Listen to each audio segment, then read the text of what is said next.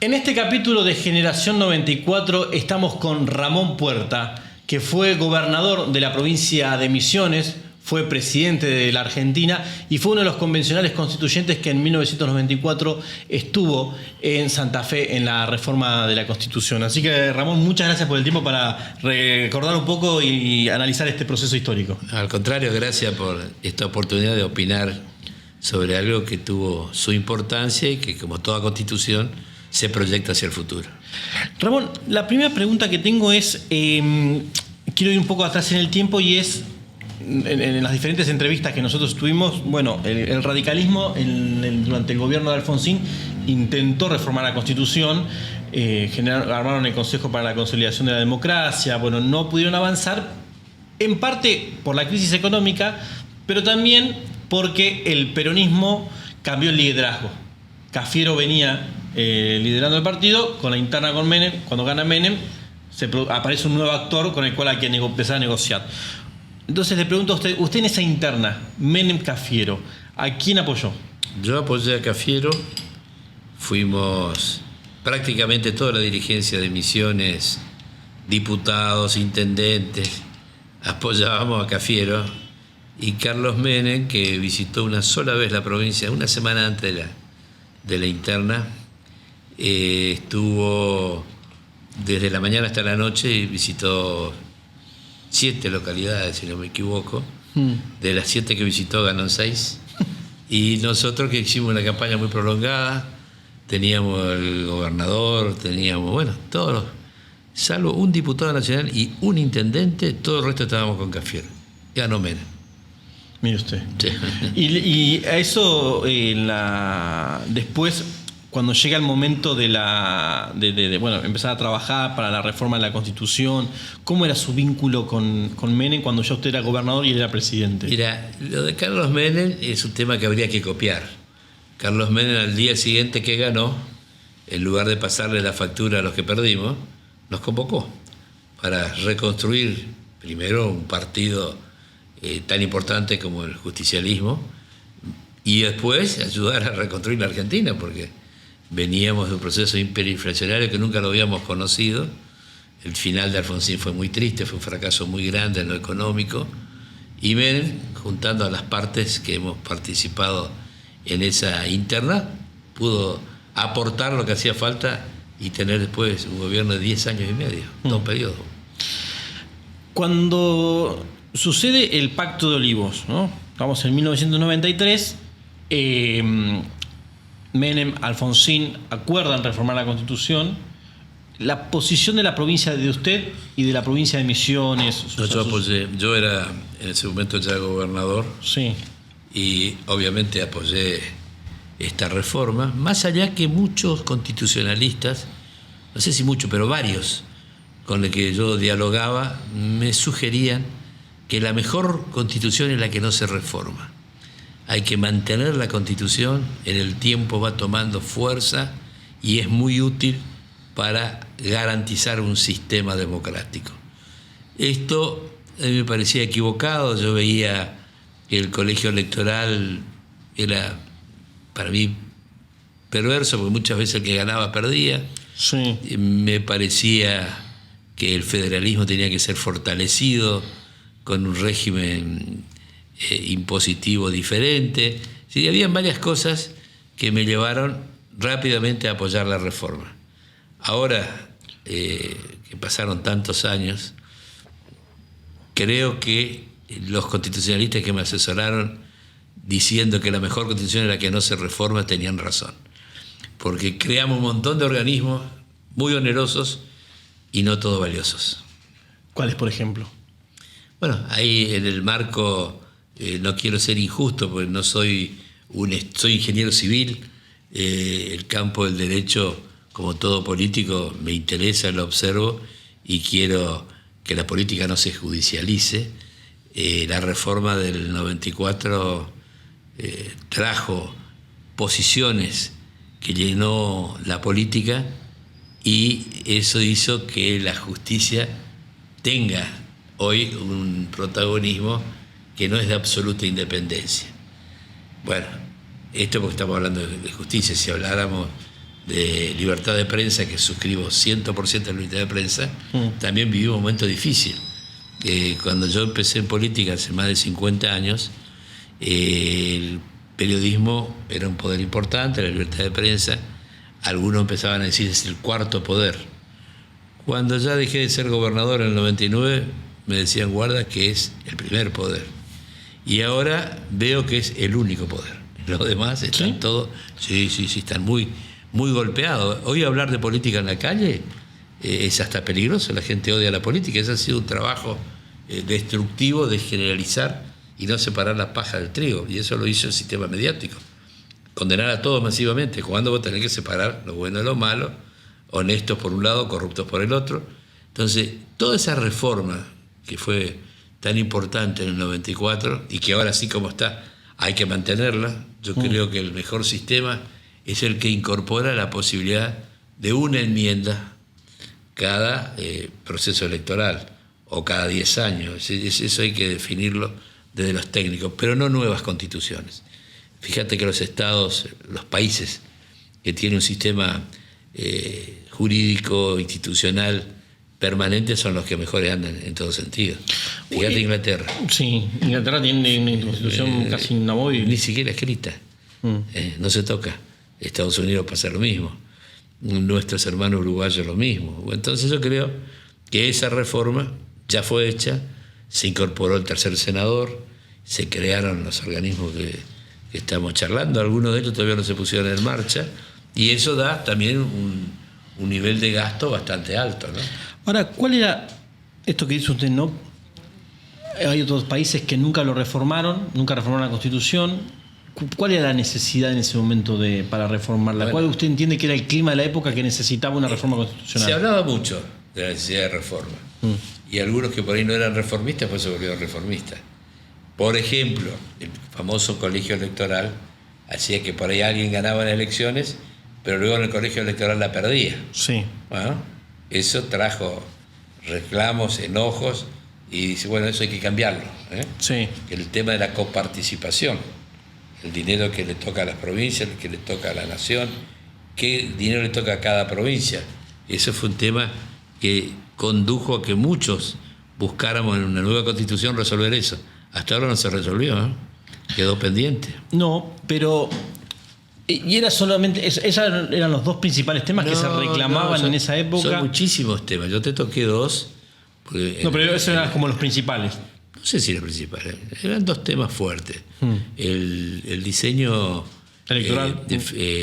Bueno, el sistema electoral lo está tocando. Es un tema que hasta ahora no le hemos dado en el clavo. Hagamos...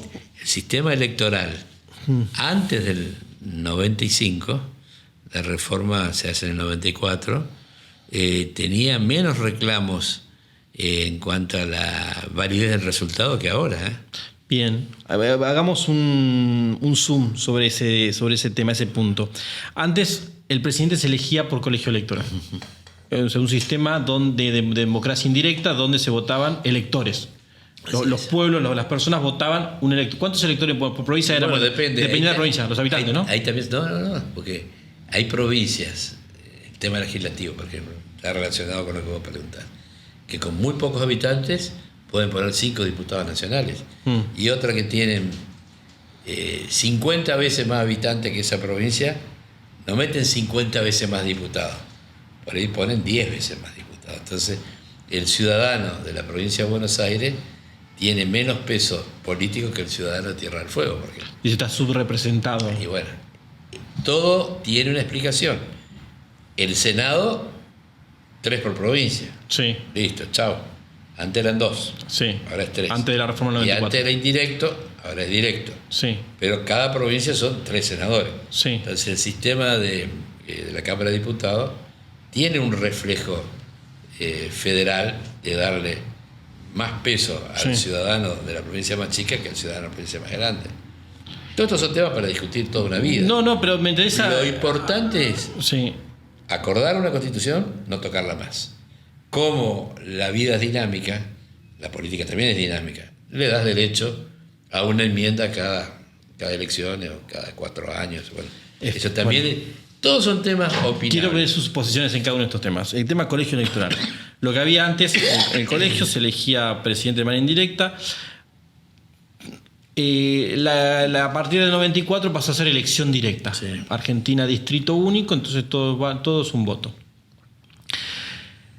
Una crítica que se le hace a esa reforma es que se centralizó la elección del presidente en el conurbano bonaerense, en la ciudad de Buenos Aires, en los distritos más poblados. Mendoza, Santa Fe, Córdoba. Así es. Bien. ¿Qué opina usted del sistema anterior y del sistema nuevo? Yo estaba en contra del sistema anterior porque veía, en mi provincia el voto era directo, Misiones. Sí. La provincia vecina de Corrientes tenía el voto indirecto. Y hubo demasiadas protestas de gente que ganaba, pero perdía en el colegio electoral.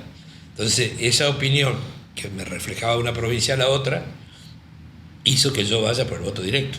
Pero vos estás haciendo una observación en base al crecimiento poblacional de la Argentina. Sí. El voto indirecto es más justo. Es más justo. Pero, está bien, usted dice no. Ahora, antes era mi opinión al revés. Esto va cambiando. Por eso, si queremos tener una constitución que se adapte a los cambios, y no vamos a tener constitución. Los cambios son muy veloces y muy rápidos. Hay que mantenerla. Bien. Respecto de el tercer senador. Antes era la elección directa, las legislaturas provinciales elegían a sus representantes en el Senado Nacional. Ahora es voto directo. 2 por provincia. 2 por provincia, y había 2. Se agrega un tercer senador Para la oposición. para la oposición y se lo hace directo. Ahí usted está de acuerdo con ese sistema de que sea directo. ¿Por qué le planteo esta objeción? Porque pasa a ser la Cámara de Diputados, que tiene representación del pueblo, la Cámara de Senadores de la misma manera, la representación del pueblo. No, y el diputado ya tiene la deformación que te mencioné. Que, claro, respecto de... entonces, hay que bancarse y la perfección no la vamos a tener nunca. Antes era mejor, dos senadores, ahora tenés 3. Es más caro. Sí.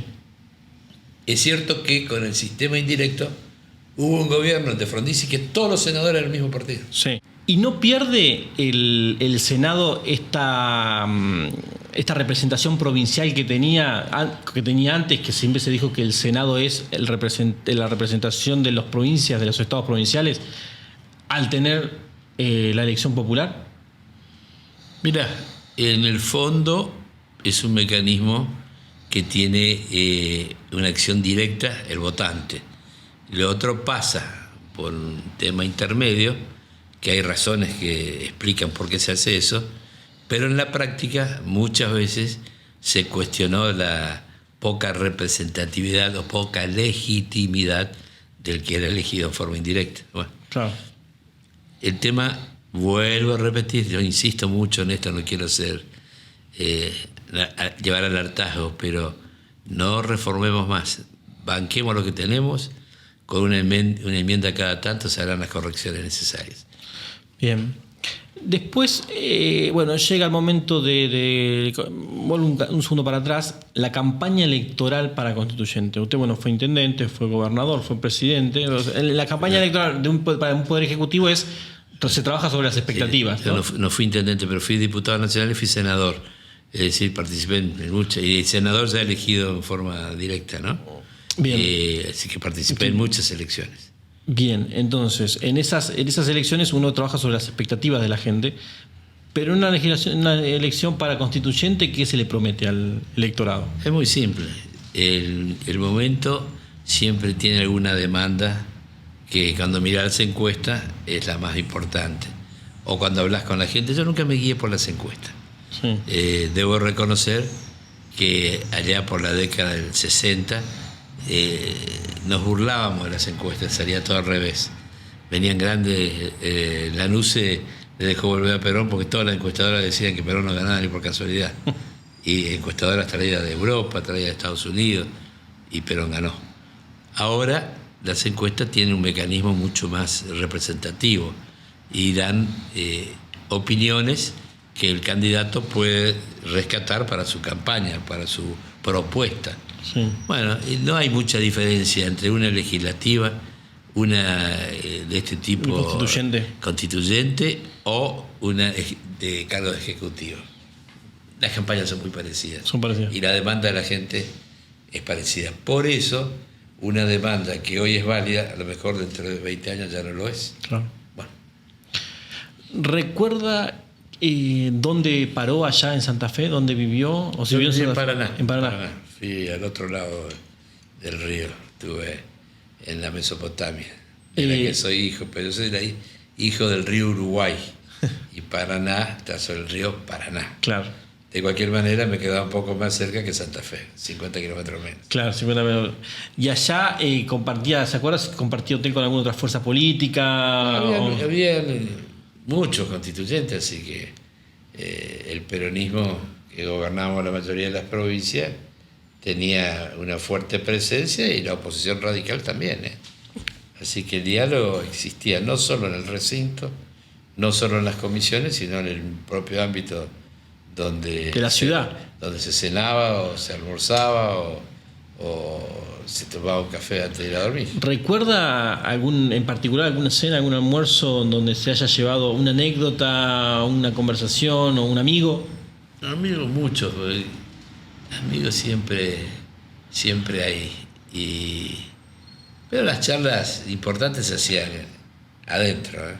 Sí. Fue muy amplio el tema del recinto donde se deliberó. La universidad estaba bien montada, bien preparada, pero charlas previas a una reunión siempre existían. Y Ramón, usted era parte de lo que ahí se llamó un poco el Club de los Gobernadores, en donde estaban... En el tema de la coparticipación sí. Existió. Sí. El tema de los gobernadores. Fue una ¿Qué es lo que existió? La demanda, más plata para la provincia, menos para la nación. Pero después venía la segunda pelea, cómo repartir entre las provincias. Entonces la decisión que primó fuera primero dejar claro hasta dónde se puede llevar la plata a la nación y hasta dónde tenemos que tener garantizadas las provincias los recursos. Lo que nunca se pudo resolver y quedó redactado en un artículo donde el perenne plazo de 2 años, 2 años era, sí. Las provincias tenían que acordar qué le tocaba a cada una. Sí. Ya pasaron 30 años, no hubo caso. Y ahí, su experiencia, ¿qué le dice? ¿Por qué nunca se terminó de resolver la coparticipación? ¿No? ¿Cómo? Siempre falta plata. Siempre falta plata. Hay un momento que vos podés resolver eso, y es cuando el Estado Nacional tiene superávit fiscal, que lo tuvo gracias a las reformas de Remes y del propio Labaña en los 2 o 3 primeros años de Néstor. Sí. Pero Néstor, lejos de tener una visión de grandeza o de amplitud, manejó esos recursos para su propio beneficio político. Y allá cuando discutían, ¿había algún gobernador que se destacaba en la discusión a la hora Podía haber uno que lloraba más que otro. Sí, nada más. Después están todos. El llanto permanente porque hacía falta plata. Y ahí, desde parte del gobierno, ¿quién era el que ponía? ¿El nacional? Sí. No, la convención estaba conducida por Eduardo. No, pero el que ponía los peros a la hora de resolver. Depende del tema de la coparticipación. Varias veces se acercaron ministros a conversar y a aportar mecanismos para intentar resolver. La comisión que funcionó hasta el último día fue esa. La de federal, la competencia. Amanecimos y hubo que cerrar con esa decisión de dar 2 años para que las provincias puedan acordemos. Nunca pudimos acordar. Y Alacino en esta conversación decía que el artículo de la coparticipación de la Constitución es tan perfecto que es irrealizable, porque es una ley convenio que necesita que todas las legislaturas la validen. Es una buena observación. Es así. Las legislaturas en cada provincia, antes de validarla, van a pedir más plata. Claro. Que ese fue el error. La incorporación de la ciudad de Buenos Aires, ¿no? Sí. Como un nuevo distrito que tiene forma de provincia, ¿no? Sí. No sabemos ahí todavía. Sí. No sé qué opina usted, si es una provincia. Yo no estoy de acuerdo. Yo creo que un país tiene que tener una capital. Y esta ya no es una capital, es una provincia más. Donde todos los argentinos la apreciamos porque es el ámbito donde se resuelven los temas del conjunto. Pero ya no es una capital, es un distrito importante, sí. Que hasta en lugar de tener un gobernador tiene un jefe de gobierno. Bueno, es sui generis. Y también fue una resolución onerosa. Más gastos. Generó muchos gastos la convención. Sí, sí, sí. Y crear organismos, esto es así, mirá, vos si sos gobernante, intendente, gobernador y tenés 10 oficinas, Sí. en todo el distrito, por poner la cifra, hacer una nueva oficina, al otro día tenés 2 empleados nuevos. La oficina genera la demanda de nuevos empleos. O sea, hay que tener un límite muy preciso y ser muy firme en no aumentar los gastos. No aumentar los gastos, mejorar los servicios, y eso se llama mejorar la productividad. ¿Cómo era su vínculo con Raúl Alfonsín en la convención? Sí, en la convención un par de veces nos sentábamos cerca, un par de veces conversé. Ahora, la visión política de Alfonsín no me seducía. Más allá que cuando fui presidente del Senado y él fue senador, tuve la ocasión de charlar un largo rato y darle la oficina más importante del Senado por su mérito de haber sido un presidente constitucional, y en ese momento no teníamos en el Senado otro presidente constitucional, así que esa habrá sido mi charla más larga con Alfonsín. Mencionaba que usted fue presidente del Senado y también, bueno, después de ese proceso estuvimos siendo presidente de la Nación, ¿no? Tras la crisis del 2001. Claro, la crisis del 2001 dejaba bien claro que si renunciaba al presidente, asumía el vice. No había vice. Se había fugado Chacho Álvarez a los 8 meses y ese lugar lo ocupaba el presidente del Senado, que hasta noviembre del 2001 fue Mario Lozada, radical de mi pueblo, de Apóstoles, vecino, ex vecino, y después fui yo.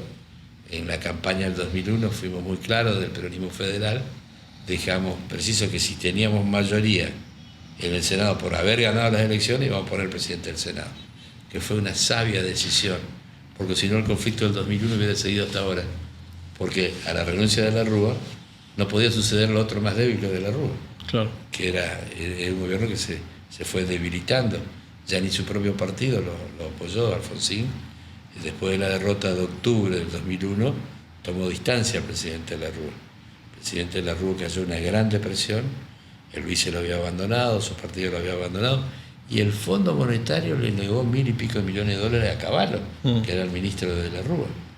Fíjate que el fondo antes había sido bastante generoso con los otros gobiernos. Sí. A Macri le dio 50.000.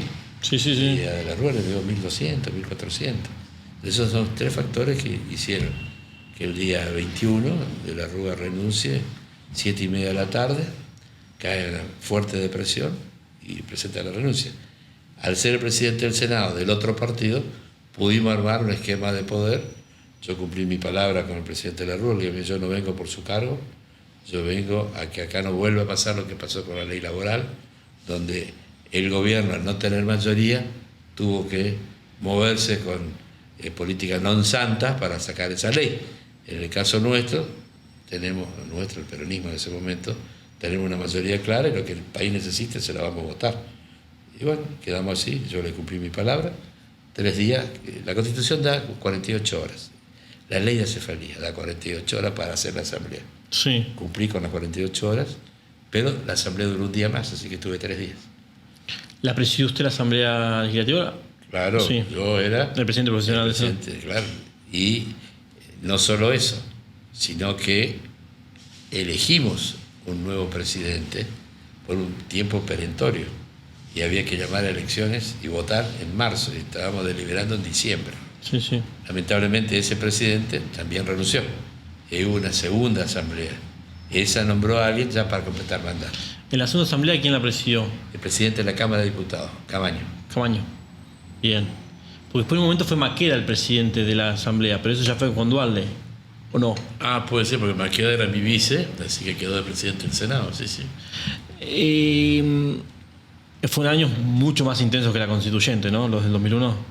Sí, claro, la constituyente se hizo en el 94, bueno, pero como trabajo, como tensión, estrés. Y sí, yo firmé 107 decretos en 3 días. Nombré un gabinete que funcionó a pleno, porque había que tomar decisiones que no se habían tomado, yo diría, en los últimos 2 años. ¿Ya? El gobierno año y medio seguro. El gobierno de la Rúa cayó en un gran vacío de poder con la renuncia de Chacho Álvarez. Y bueno, nosotros tuvimos que hacer en 48 horas muchas cosas. Por ejemplo, cargar los cajeros.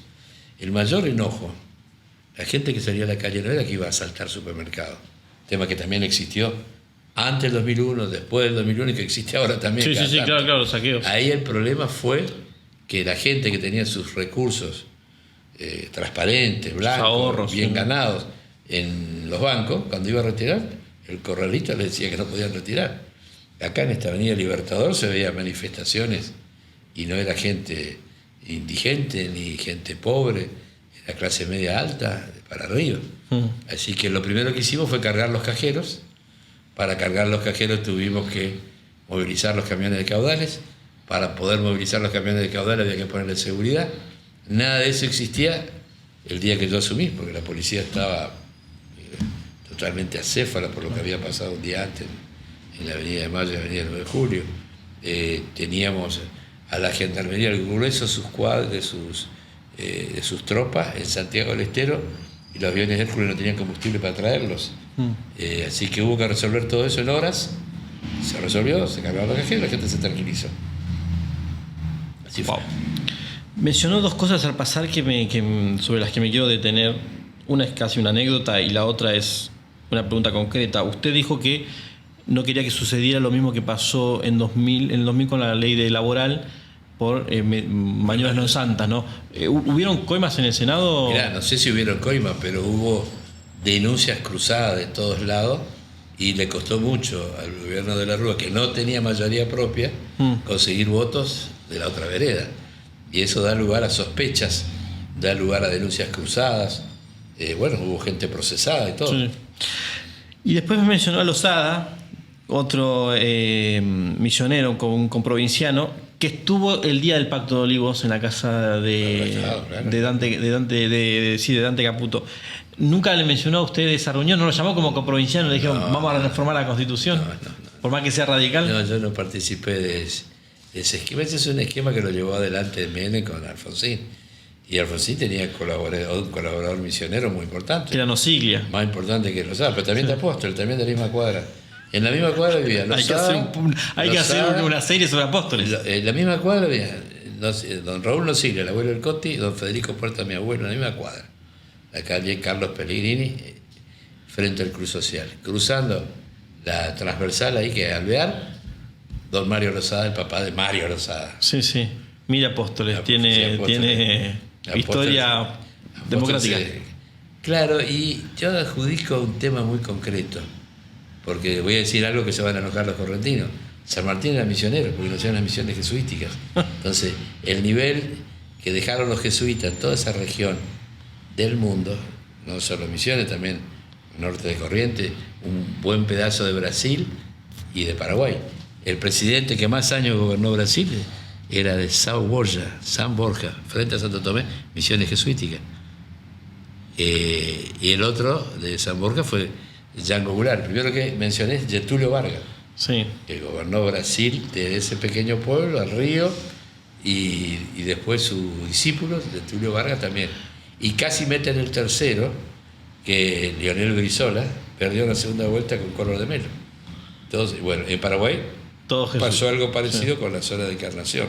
Entonces, yo siempre me pregunté por qué salieron tantos presidentes de un núcleo. Yo creo que tiene mucho que ver el tema educativo y cultural que sembraron durante varios siglos los jesuitas. Mire usted, ¿ve alguna relación o algún hilo conductor entre el 94 y el 2001? Porque es la misma clase política la que reforma la Constitución y la que eclosiona. Yo creo que los temas están muy influenciados por la economía.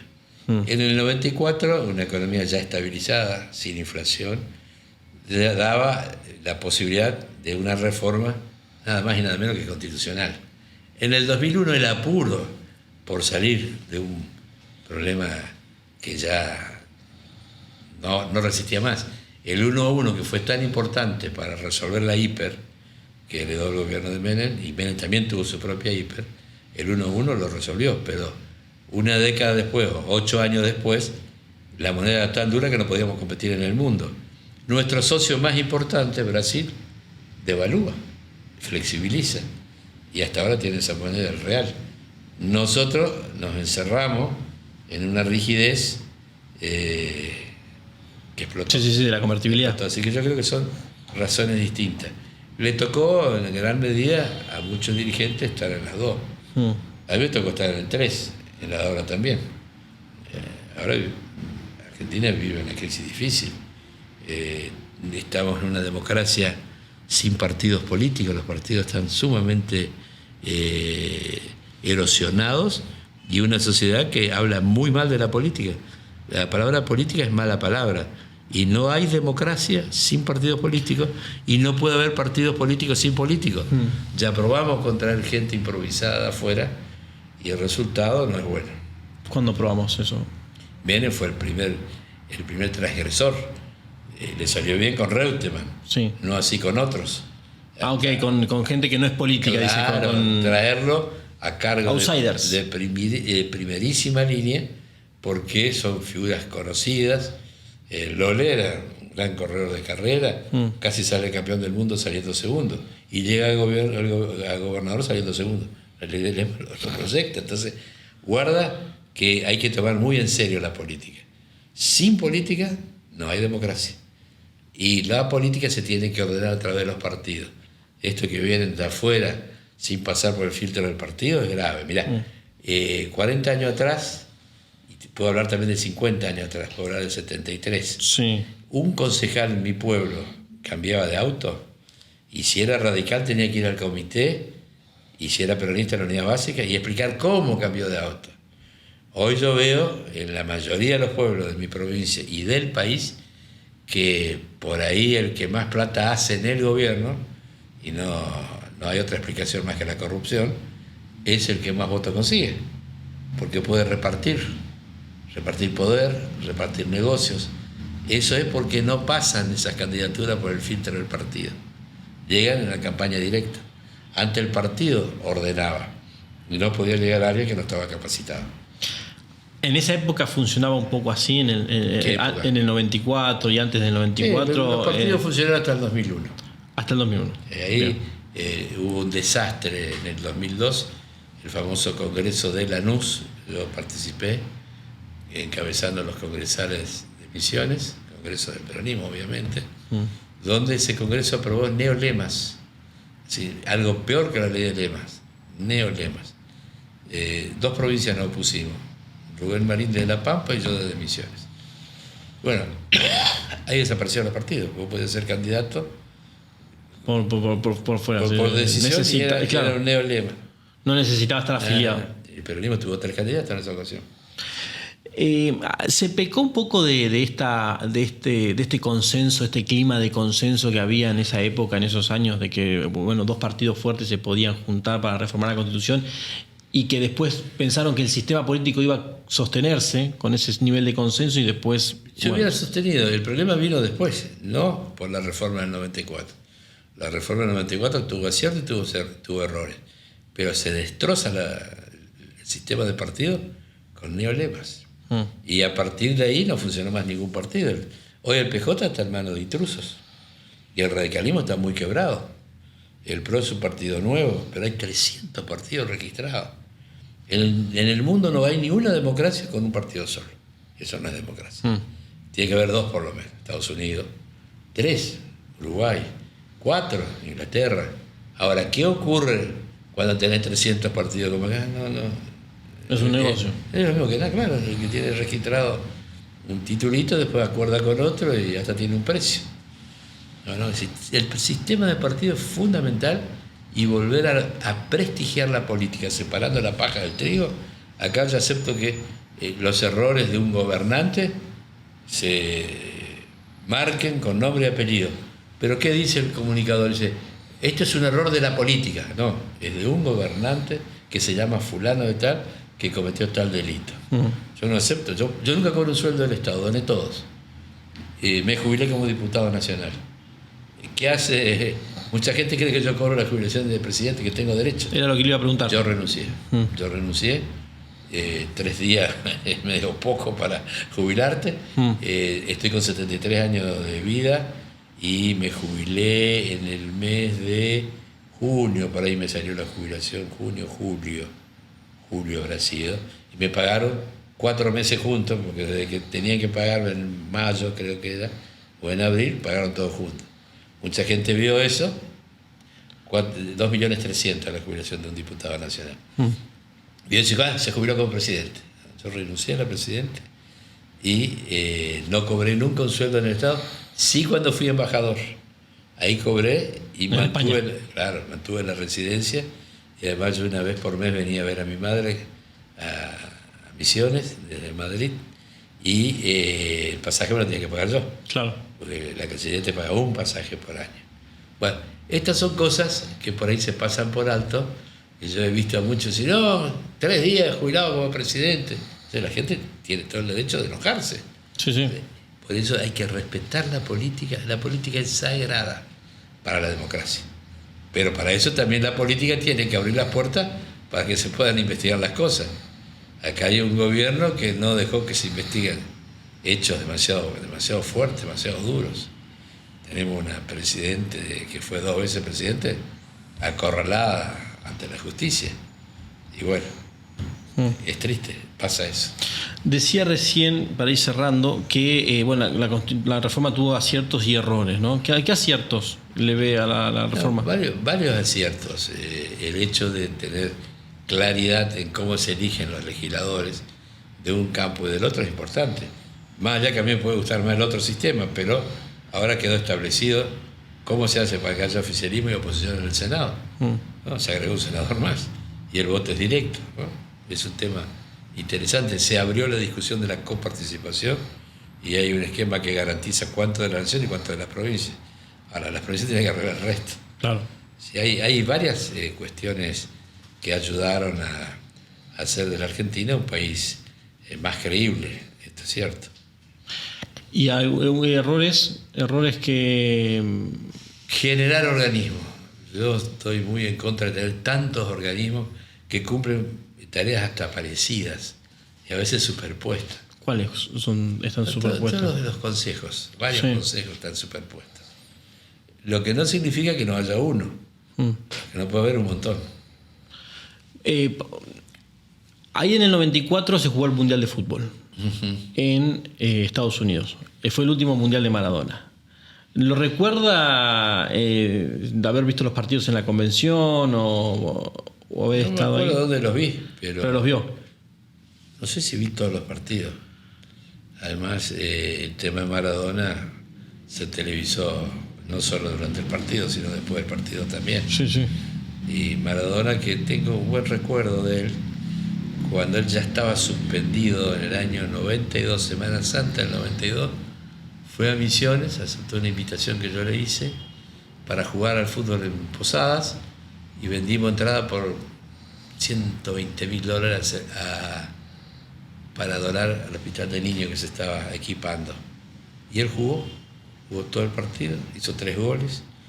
Yo me di el gusto de ponerme la camiseta número 7 y jugué un rato con él. Tenía mucho menos kilos que ahora. Y tengo varias fotos. Así que tuvo un gesto muy importante estando suspendido, ¿no? Estaba suspendido, ya había tenido problemas de lo que finalmente fue la adicción que lo llevó al desastre. Y otro hito, también obviamente mucho más grave, que sucedió durante la convención fue el atentado a la AMIA, que sucedió en paralelo.